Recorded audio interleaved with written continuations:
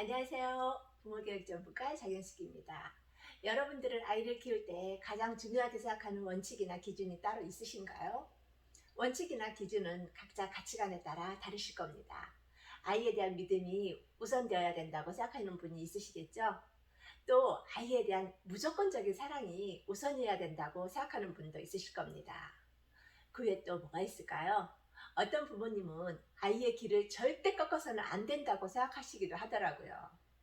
반면에 모름지기, 공부도 때가 있고 학생은 학생의 부분인 공부를 잘해야 한다고 생각하는 분도 많으시죠?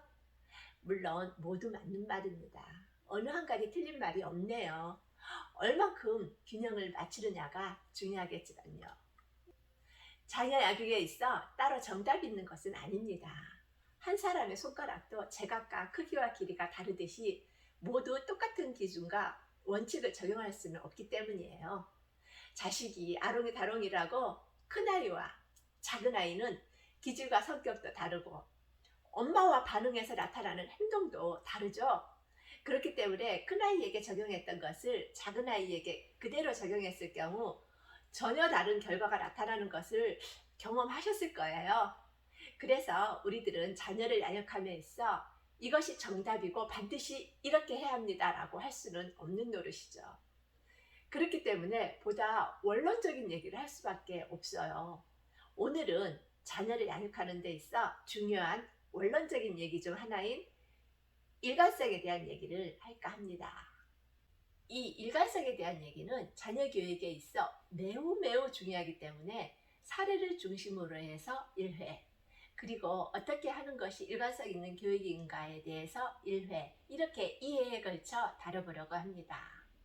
우선 오늘은 사례 중심으로 알아보도록 하겠습니다. 하버드 대학교에서 우수한 성적을 거둔 학생들에 대한 얘기인데요.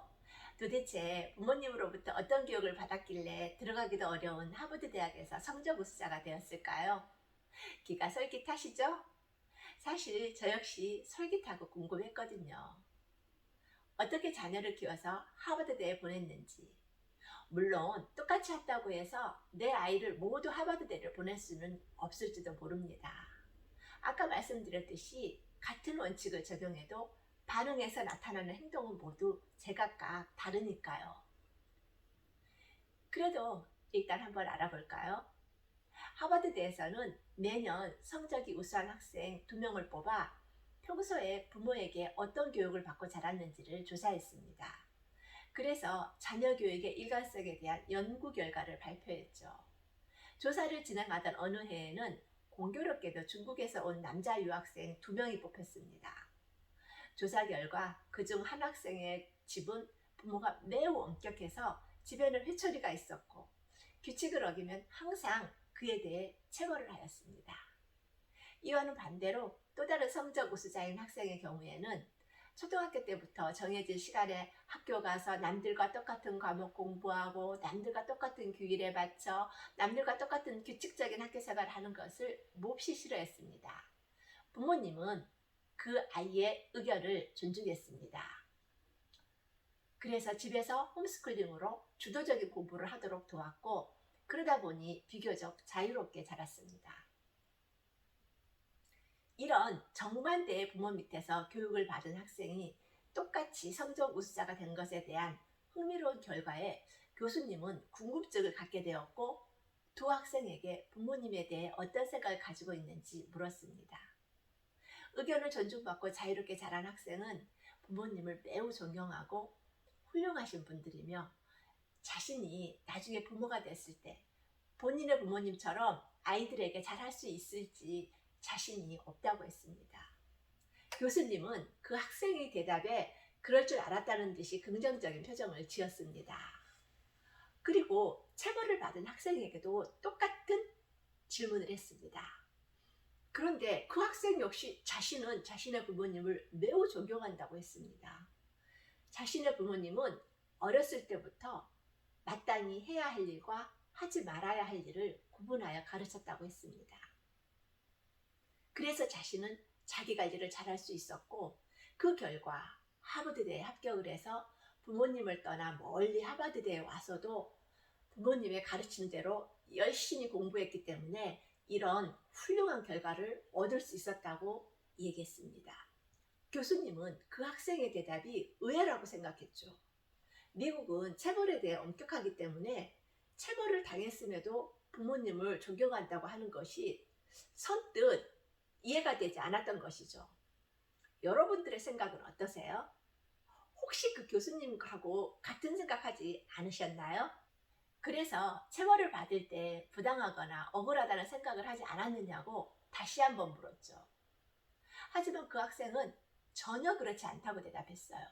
왜냐하면 지켜야 할 규칙을 정할 때는 항상 부모님과 함께 의논해서 정했고, 그 규칙에 대해서는 누구보다도 자신이 정확하게 알고 있고, 그 규칙을 어긴 것은 명백하게 본인의 잘못이라고 했습니다. 그래서 규칙을 어긴 데 따른 책임 역시 자신이 지는 것이 당연하기 때문에 전혀 억울하지 않다고 얘기했죠. 오히려 자신을 체벌하고 나서 마음 아파하는 부모님을 보고 자신 때문에 부모님의 마음을 아프게 해드린 것 같아 정말 죄송했다라는 말을 했습니다.